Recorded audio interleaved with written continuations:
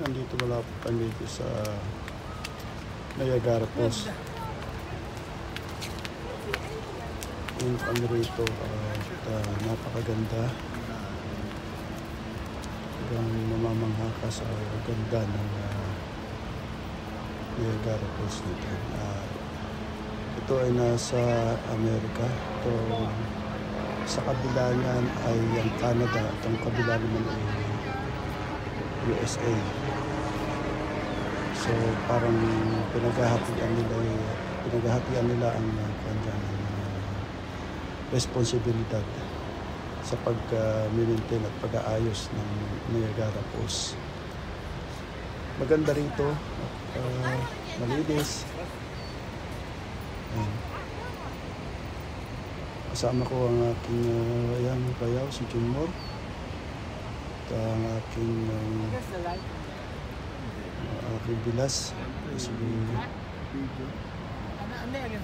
Manong, si Ate Kleb.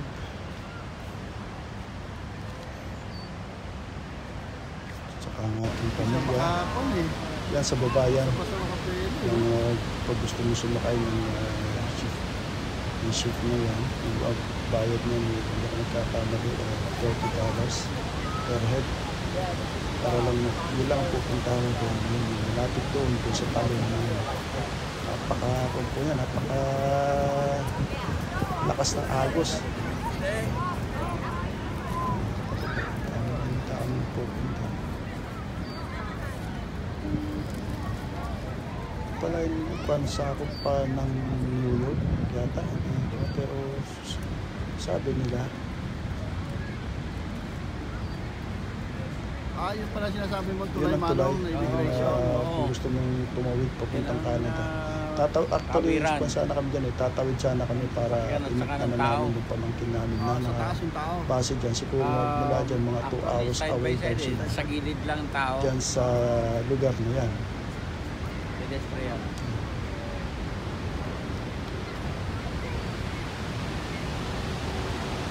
So sa kabila, meron din ang turista ng sa Canada at dito naman sa kabila, turista na galing dito meron.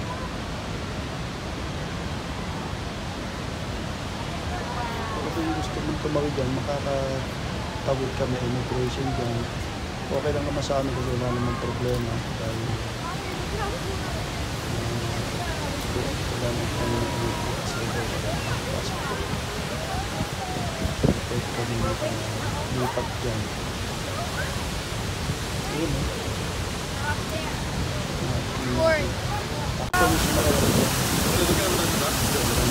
Hello! Hello, blue person! Bibili ka ng kapoto para hindi ka sa palas. Hindi.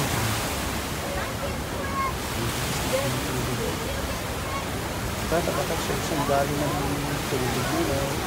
Ilang libo liters dumapag sa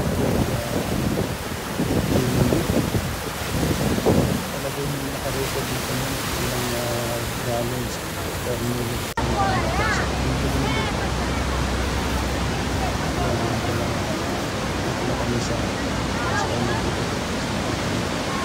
Malapit ko kasi tatlong days yan.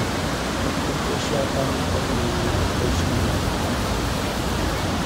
Sa napaguluran na.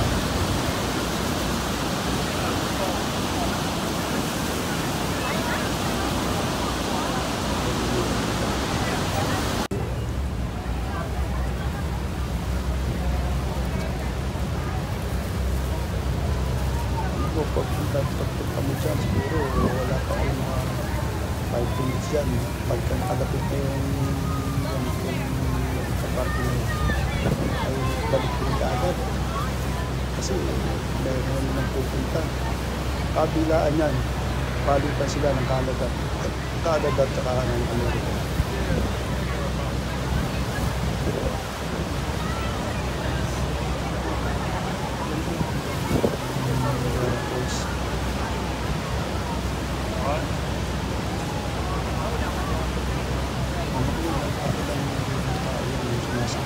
Sumasakay sa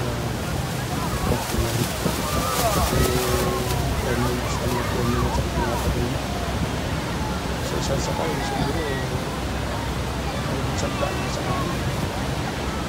Kada sakay. Naghabi ng natin.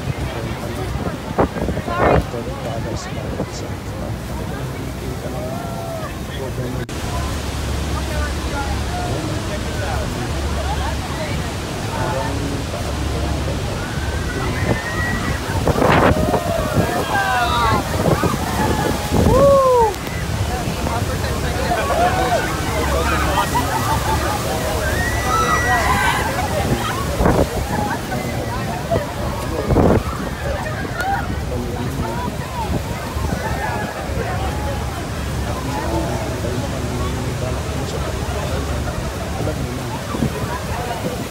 Tapos na, ganun lang.